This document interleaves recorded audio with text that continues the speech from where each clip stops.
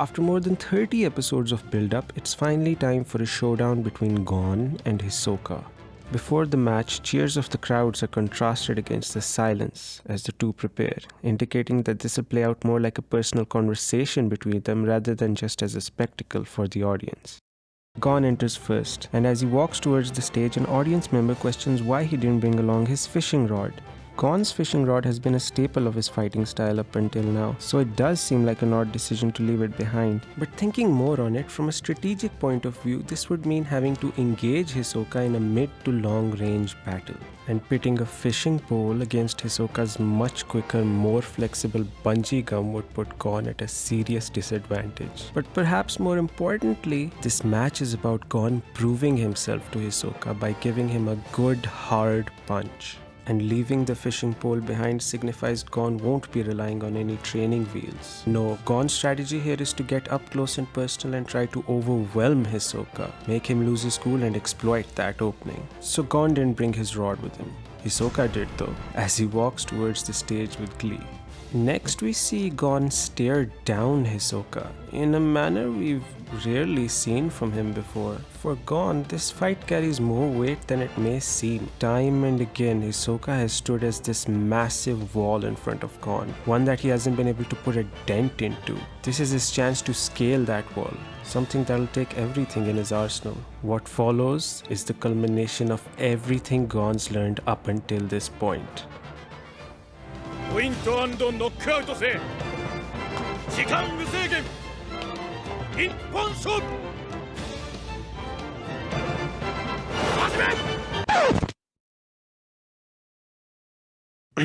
Okay, so to properly discuss this fight, we're gonna have to stop here and go back to the first episode from where we'll have to trace Gon's journey up until this point. And I swear this will make sense, it'll be worth it, it'll all come together. Having grown up in a small village surrounded by animals, Gon had already developed a number of skills before entering the hunter exam. And the first few phases of the hunter exam mostly exemplify these attributes. His animal-like instincts, his enhanced senses, his agility, his stamina, all contribute to his success in the initial stages. Later on in Heaven's Arena, he's able to enhance these abilities and more by learning Nen. Now all of these form the foundation of Gon's strengths, but what really makes Gon special is something else.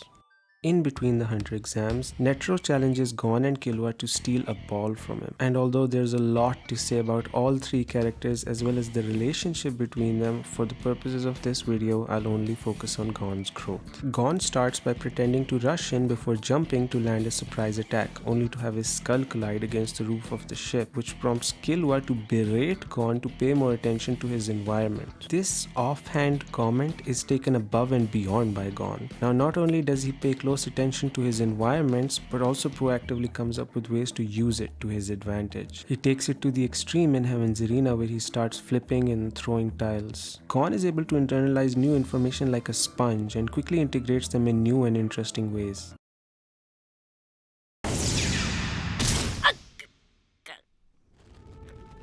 However, all of these qualities are completely dwarfed the first time he encounters Hisoka. It starts when Gon comes to the rescue of Leoreo, only for himself to get beat down and almost choked to death. In the end, Gon can only watch helplessly as their fates depend on the whims of a deranged killer. 安心して。君の仲間は殺しちゃいないよ。彼は合格だから。うん、君も合格。いいハンターになりなよ。Gon's sense of self was shot after this. It's the first time he's been completely bested by an opponent. But Like Gon, he learns from it and internalizes the message that even if he can't best an opponent, he still has the potential to beat them one day. And so he integrates the message in a way that he now focuses on achieving smaller goals if he finds himself against an opponent who is way stronger than him. And we see that in the Netro fight, where once Gon learns that he can't steal the ball from him, he instead reroutes his attention to forcing Netro to use his right hand. 今右手使ったでしょ。はっや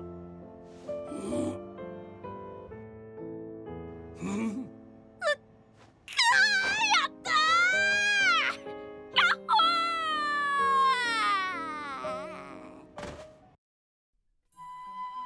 This is a fair compromise, one that Gon seems to be happy with, but once again he has to face Hisoka in the fourth phase of the exam. This time Gon sticks to his new goals and just focuses on getting Hisoka's badge away from him. Which he does, but once again he finds himself literally at Hisoka's feet. When Hisoka does Gon a favor once again, Gon refuses and tries to return his badge, but gets taught a painful lesson. Gon isn't strong enough to be making any demands. Until he can return that punch, Hisoka holds power and his will remains, because life or death is the choice of the stronger.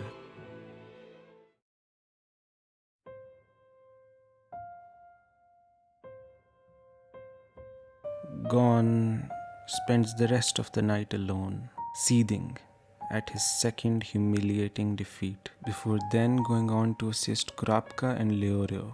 Gon's frustration here is palpable, but the extent of it is only revealed after the test. やり返せなかった自分自身がすごく悔しくて悔しくて。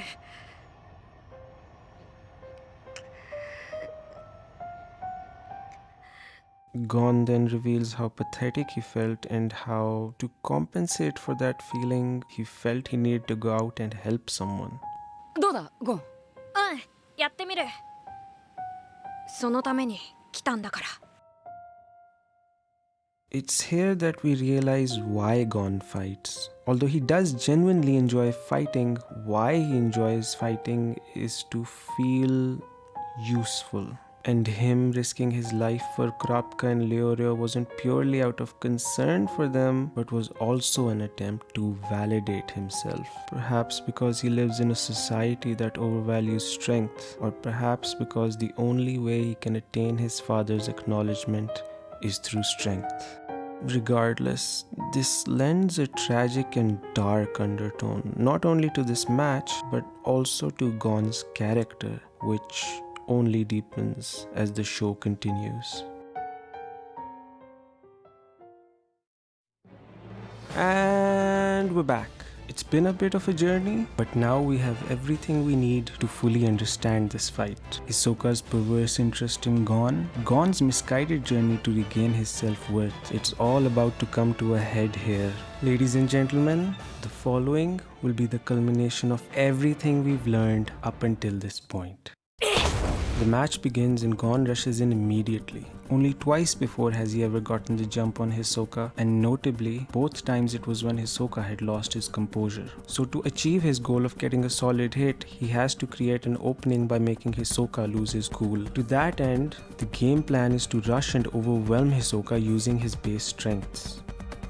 Hisoka dodges and Gon gets chopped, but without a hint of discouragement, he bounces back up immediately and responds with a flurry of attacks. Seems like Gon's already come in with the expectation of getting pushed around a lot. The priority is to stick to his strategy. Next, we get POV shots of both fighters. From Gon's POV, the camera is more erratic with quick, wild movements. He's the type of fighter who expends a lot of energy in his fights, relying on his insane stamina to get him through. In contrast, Hisoka's POV is much steadier. Any movement is smooth and minimal. There's a certain elegance and beauty to the way Hisoka fights, and this elegance, when coupled with his razor-sharp efficiency, makes him that much more deadly. So with two simple shots, we get a perfect encapsulation of both their fighting styles. Hisoka then senses an opportunity and goes in for a hit. Gon barely gets out of the way before Hisoka capitalizes with a second swift attack. Then we get this amazing shot of Gon, with one eye still fixed on Hisoka even as he's spinning around. It's the second time we've seen him get hit, but being too laser focused on keeping the pressure up to even fully register the pain, Gon lands and runs around Hisoka with the threat that he can charge in at any moment. But Hisoka looks as unfazed as ever, so Gon charges in. Pause.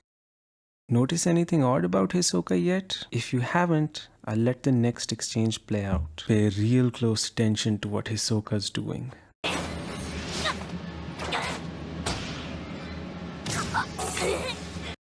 Get it?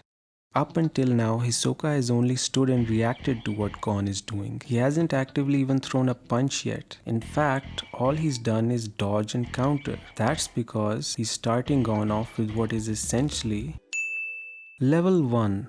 Dodge and counter.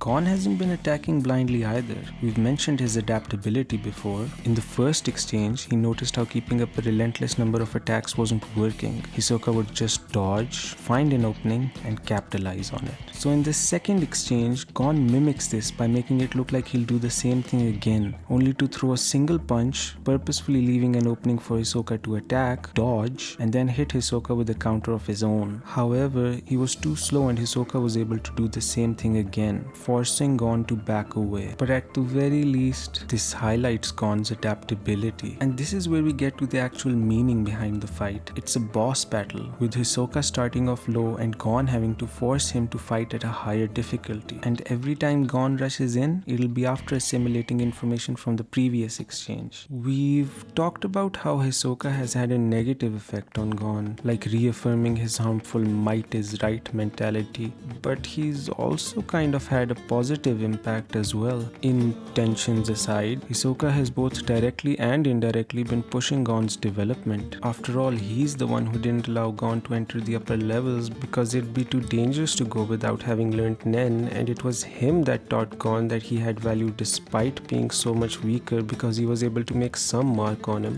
What this fight is trying to highlight is that the dynamic so far has been more mentor and student rather than actual rivals. This feels like a student trying to prove himself to his master. For better or for worse, in his pursuit to beat him, Gon inadvertently keeps picking up whatever Hisoka's doing.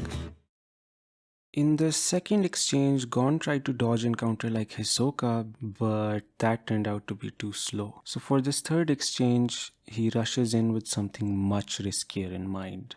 He throws in a bunch of attacks, none of them connect, and he gets elbowed in the face, only for it to be revealed that Gon had braced himself and purposefully took the hit, just to get a better opening. We know by now Gon's desperate to win and why he's desperate to win, but how that desperation manifests is with him getting increasingly reckless, constantly disregarding his own safety just to prove his worth. Not to say it isn't effective though, in fact, it's landed him a golden opportunity.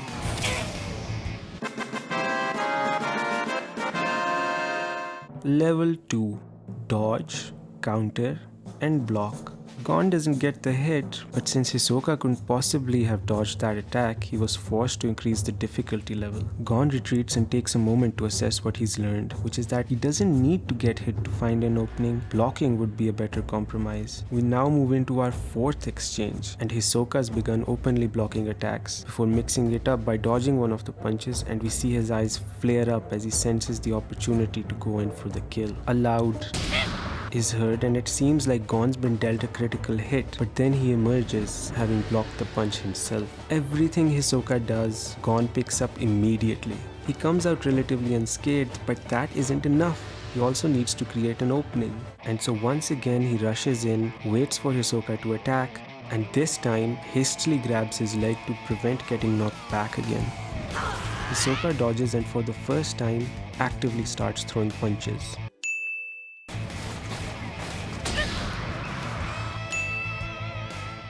Hisoka lands the first clean hit, and I love this small gesture he makes. This is Hisoka communicating to Gon that he's unfazed and ready for more. Gon's whole game plan hinges on unsettling Hisoka, but this indicates that it isn't working. This causes Gon to pause for a moment, and we finally get a break from the non-stop heart-pounding action. And for the first time since the match started, we finally get to hear Gon's thought process. Although if you followed along up till now, you already know what he's thinking.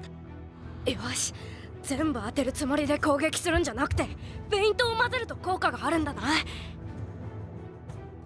Hisoka then further reveals that he hasn't even moved an inch from the spot he started at. We already knew he was holding back, but this is him smugly pointing out just how much he isn't trying here. But as Killua points out in the next scene and Machi before him, this also presents a window of opportunity. 楽しんでやがるぜ、ひそかの野郎。自分が最強だと思っているから。そこにつけ入る隙はある。Hisoka is arrogant and likes to play with his food. With this in mind, we move into what will be the sixth and final exchange. Gon begins with a few feints, but after realizing that Hisoka is able to keep up with his every move, he retreats and flips a tile. Hisoka has seen Gon do this before in a previous match. Back then, he used it to make an enemy move from his spot, so he assumes Gon's trying to do the same thing again since Hisoka mocked him for not being able to do so earlier. However, this time Gon's aiming for something much higher. This is Gon's feint. Hisoka didn't expect Gon to up and destroy the block, so this catches him off guard. Hisoka lost his cool.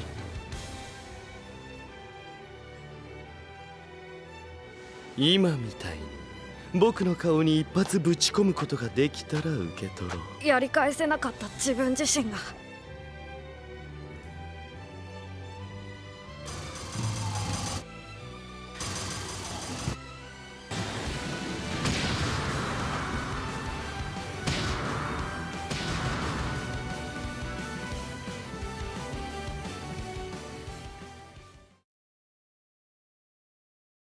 Hisoka looks up and gives Gon a wry smile. Gon's finally proven himself to be a rival. They come together and Gon finally returns the tag. From their preparation before the fight to the fight itself, all the way to the badge exchange, even we as viewers were shut out and not privy to what these two were thinking. It was a one-to-one conversation to prove if Gon was capable of Hisoka's interest. And this moment is proof of Gon finally gaining Hisoka's acknowledgement. Although the fight continues from here, the heart of it was this moment, and it spells a change in Gon's journey. From this moment onwards, the training wheels are taken off. Hisoka lets loose, and the insurmountable difference between the two is reinforced. The blocks which Gon would have to use his whole body to upheave are blown away with one swift kick. The difficulty keeps getting ramped up, and it gets to the point where Gon can no longer keep up. Eventually, the final knockdown occurs, and Gon loses the match. Gon's a bit sad at the anticlimax, but is satisfied nonetheless. All of his pent-up frustration till now is finally gone, because he's now proved himself capable of the big leagues. Although whether that's a good thing or a bad thing remains to be seen, because now even the show itself will start to lean into its much darker elements. And it all began here. This moment marks the end of naivety and paves the way for a much crueler and more dangerous journey ahead. 次はルールなしの真剣勝負の世界でやる。命をかけて。